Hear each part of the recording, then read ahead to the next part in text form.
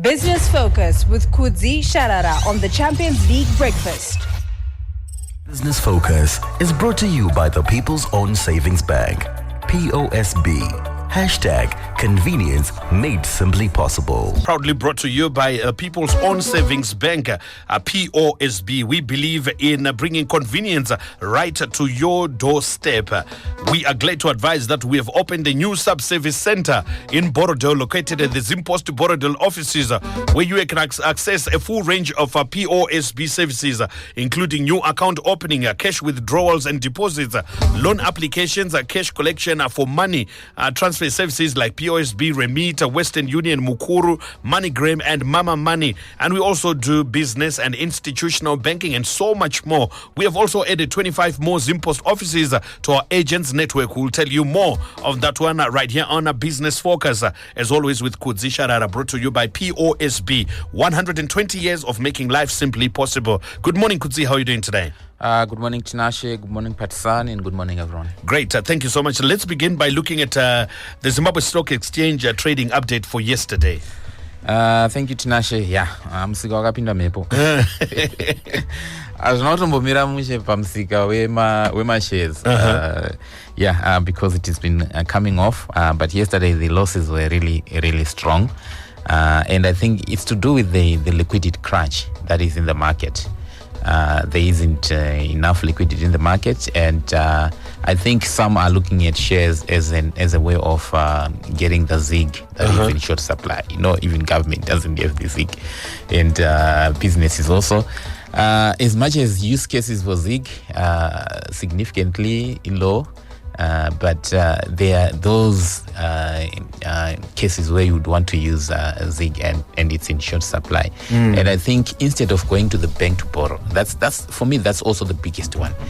Remember, the interest rates are really high at 35% and above, because 35% is the bank policy rate. So when banks are lending, they are lending above that 35%, and that is really constraining lending. And not many people, especially if you want to do genuine business, going to borrow at 35 is just a huge ask. So I think those with shares, those who have been buying shares over the years, I think they're turning to the stock market to dispose of their shares so that they can do whatever they want to do with their money. And that has resulted in the market really coming off. I think it's now undervalued. Most of the stocks that are listed on the Zimbabwe Stock Exchange are now significantly undervalued, which to some investors, it's a buying opportunity because you're looking at the company. It's performing, you know. We have seen some of them that have been releasing their results, paying dividends, quarterly dividends for that matter. You know, companies usually pay your half year. Some don't even pay half year, they only pay like full year dividends. But we're seeing listed companies paying half year results. We are seeing dividends, quarterly dividends. We're also seeing these companies recording growth. You know, the other day we're talking about the growth story at Seedco, talking the growth story at Econet, talking of the growth story at Delta. So many companies that are recording volumes growth. As much as the environment is tough, but these companies are performing. But when you look at their valuations now, they are really low. But anyway, you need to talk to your financial advisor, and they'll be able to tell you whether you should be buying shares or not. You spoke about my markets right now, and is this like an annual trend? Could round about this time of the year, those native per stock market? Not really, because there's that element of profit taking. But normally, when you take profits, it's because you have made money. You know, throughout the year, you would have made good money, and you take some profits for whatever you want to do. But what we are seeing on the market now, because you then have to link it to the volumes, like to the turnover, how much money is changing hands, and you can then see that it's got nothing to do with the period that we are in. It's something else, and to confirm that there is this kind of liquidity crunch. Remember, the Reserve Bank said that they want to introduce targeted finance facility that they're going to introduce, and I had a conversation with with the governor, just to ask him to say what really motivated the Reserve Bank of Zimbabwe to introduce the targeted finance facility. And he said that it was motivated by the need to ensure that the productive sector has adequate financing in a targeted way without creating excess liquidity, which may end up being abused for speculative purposes. So those are the words of the governor, the reason why they are introducing this targeted trade facility and finance facility rather. So you find there isn't much money in the market, and back to the performance of the stock market yesterday, the all share index down by a solid 4.42%. The top 10 index doing worse off with a 4.84% drop, and then you have the top 15 index down by a massive 5.23%. So, and then the medium cap also slipping by 3.87%, and then the small cap remaining unstable. Now, well, the small cap index has been unstable. Have been stable for a very long time. Not much happening on that front, and so that's how the stock market traded. The VFX also coming off by 0.27%. So that's with losses in Citgo International. Interesting. After posting results which I thought were good, because that was a growth story, double-digit growth in terms of both the revenue and volumes. But investors punished the counter with an 8.35% drop on that particular counter. So yeah, that's how things went on the Zimbabwe Stock Exchange. All right, still with the Zimbabwe Stock Exchange, Kudzi, I understand there are some new developments happening with the Zimbabwe Stock Exchange. Shed more light on that. Yeah, yes, indeed. And it's good news, I think, for investors, especially your individual investors, your retail investors, and traders. You know, in the market, you've got investors for long term. You've got then people who are traders. They just want to see opportunities, buy and sell. Then you've got speculators as well that are there. And so over the years, this is yet not settlement cycle. A settlement cycle is when you buy shares. When are these shares going to be delivered to you or transferred into your name? Or when you sell shares, when are you going to get the money? So Kwaishanda, the T+3, meaning that you get your money after transaction day, let's say today, plus three more days. So it's T+3, transaction day plus 3 more days. That's when you get your money, or the shares will be transferred into your name. Now they've reduced that to T+2. So you sell on Monday, by Wednesday you've got your shares or you've got your money. By Wednesday, if you sell on a Monday. So it's transaction day plus 2 more days and you get your money. And I think this is good news. The market has been waiting for this. Hopefully we can continue to develop in that aspect to make sure that... So Kudzi, was that the introduction of the T+2, was it done as a way of trying to allow people to preserve value? Or what? No, it allows the market to be more liquid. It allows more trades to happen more often. I remember ndikatenga ndozomirira after 3 days or kuti ndizotanga kuma-trader futi or something like that. But apa cycle ya faster. And it means ngonangona kuti nhasi achitenga mashares musi weMonday oita tuma-gains twake and otozotofamba. But however, it's not like with the effect from today. Or with effect on it's good news, but it's going to be delayed. So the migration to T+2 will be effected on the 1st of April 2025. That's when the migration will take place.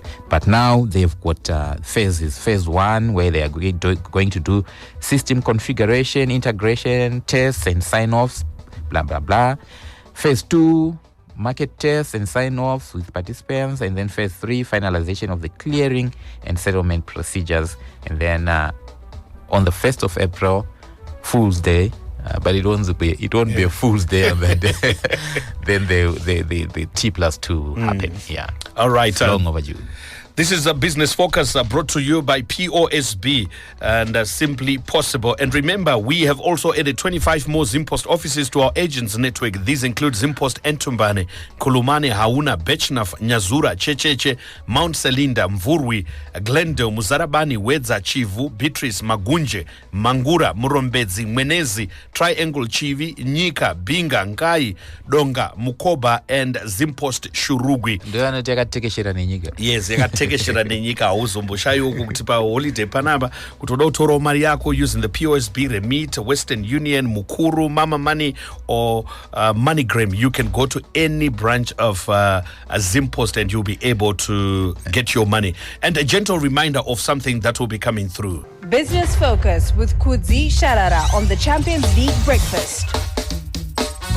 10 minutes before 8 is our time. Welcome back to Business Focus. So, Kudzi, let's look at numbers released by Hippo Valley. How are they looking like? Thank you, Tinashe. So, yes, Hippo Valley is one of those companies that is listed on the Zimbabwe Stock Exchange. I think when you look at our Zimbabwean economy, it's one of those companies where in almost every household we've got their products. So it's always interesting to see how they're performing and how they are servicing us as Zimbabweans, because they are the sugar producers. They work with farmers, and then the farmers will deliver for milling, and then they then also do your table sugar, some tea and stuff, and also bottle grade sugar. I think can also be produced from that. So they're telling us that in terms of local sales in Zimbabwe, local sales went up by 21%. Local sales of sugar? Of sugar, yes, up by 21%. I think it was a recovery. So what was happening, there was a statutory instrument, 80 of 2023, which was introduced, I think, on the 31st well, it was repealed, that statutory instrument of 80 of 2023. It was introduced in 2023. What that statutory instrument did was to allow imports of sugar to come into the country. But however, it was repealed in January, and it has resulted in recovery in volumes for Hippo Valley, because they were now losing out to the market share to sugar that was being imported, almost a drop of 25% in terms of their market share from sugar that was coming from outside the country. So the repeal of that statutory instrument resulted in sugar volumes actually going up. However, their exports volumes came down by a massive 68%. So whatever they were exporting came off by 64%. And they say volumes were largely affected by delays in obtaining shipment approvals from the United States of America authorities, which has since been delivered and paid for post the reporting period, so they can now export. But their exports were down by 68% because they could not export because of that delay by the authorities in the United States, where it's one of their markets, I guess. And then so they're saying as volumes, 24% increase in revenue to about 102 million. That's what they made, and then in terms of so that's despite the decrease in export volumes, they still managed to grow their volumes. But they are saying, which is just cautionary to government, to say we continue to see illegally imported and sugar coming into our markets. I'm sure we're seeing those in our shops. And talking about the illegally imported sugar, it means that they are being smuggled, right? Yeah. Right. So there's a lot. Yeah. Pakaipa. Yeah, so I think yesterday I attended the CEO Africa Roundtable Awards. But before we get there, Kudzi, pane question here we are panap, and there's a document. I don't know, it's released by Zimra. Public notice requirement for tax clearance certificate for professional registration and licensing.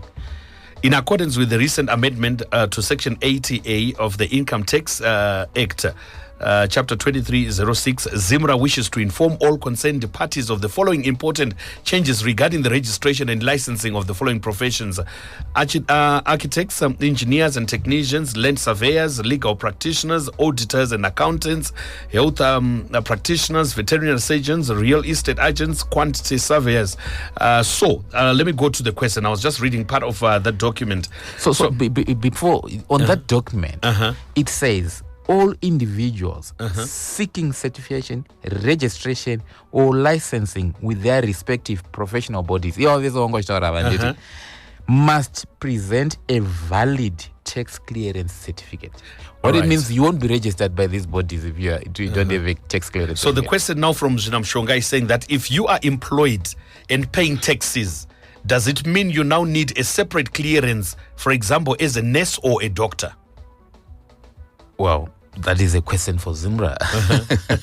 Unfortunately, I'm not a tax expert, but I'm in conversation. I'll forward me that question, and we'll get, and then I'll get his number and respond. I know I'm in conversation with the Commissioner General.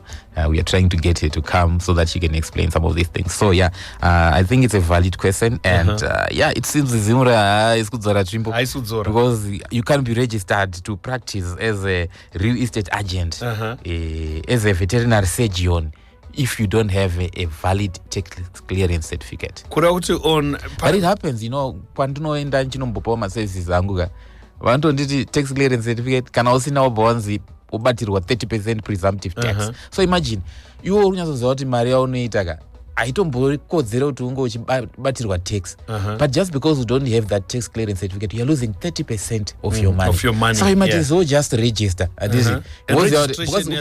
Registration doesn't mean you have to pay tax.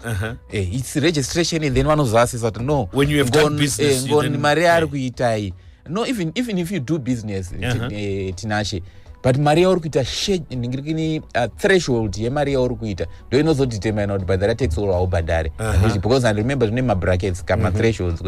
Vano, I think it's 25,000 if it's for VAT. So, cannot below that, you don't pay tax. But there's no Badari 30% just because you don't want to be tax compliant. So I think we need to register. Yeah, we need to. You were talking about those awards you attended last night. Tell us more about it. Yeah, and one of the representative of the Minister of Industry and Commerce was the permanent secretary, and he had interesting things to say about the market. And I think we need to listen to that, and then I can give my comments. Time is not on our side, though. Yeah, we've got 5 minutes. Maybe I can summarize what he said. Okay. He spoke about. Play it maybe for a minute. Okay, let's go for it. For a minute. Telling us where to go. We listen.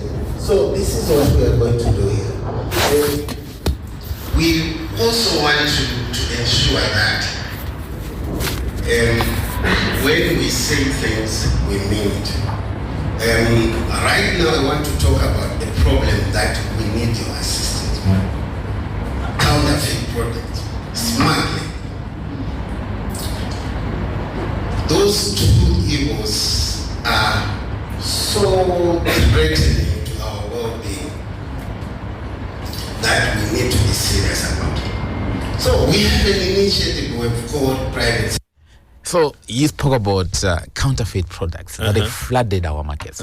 He spoke about the issue of smuggling that he says is threatening our well-being, I think the well-being of industry. And he said we need to be serious about that. And I think as Zimbabweans,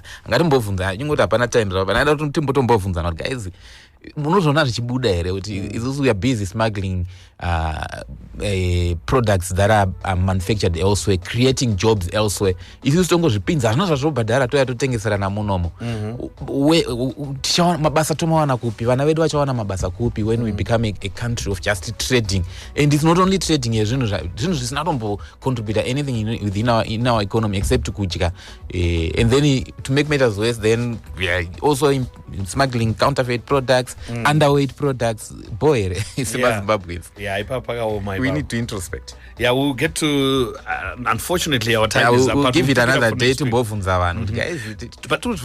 But there's a quick one here, Kudzi, as well, that says at the CEO's Roundtable event, most winners were from the startups, which is a shift from the old setup where traditional and corporate companies won prizes. What can this be attributed to? Look, I think because there was a certain criteria and they submitted, and I think it showed. I was one of the agitators of that, and it was thorough. All right. Yeah. We'll talk about it on Monday as well. Thank you so much, Kudzi. Have yourself a great weekend, and thanks for Business Focus. Thank you. This Business Focus was brought to you by the People's Own Savings Bank, POSB. #Convenience made simply possible. Business Focus with Kudzi, Sharara on the Champions League Breakfast.